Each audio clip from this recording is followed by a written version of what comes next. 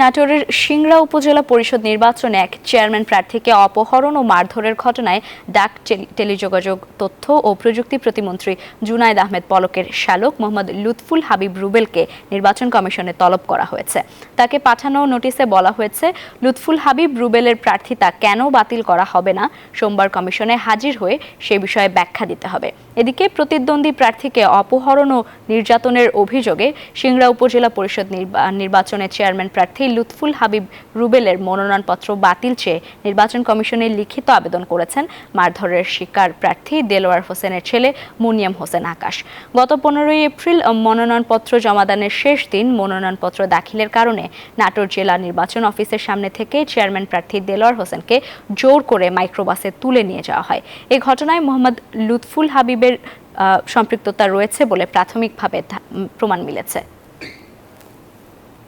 বিকাশে কম খরচে ক্যাশ আউটের লিমিট বেড়ে 50,000, প্রিয় এজেন্টও 2টা।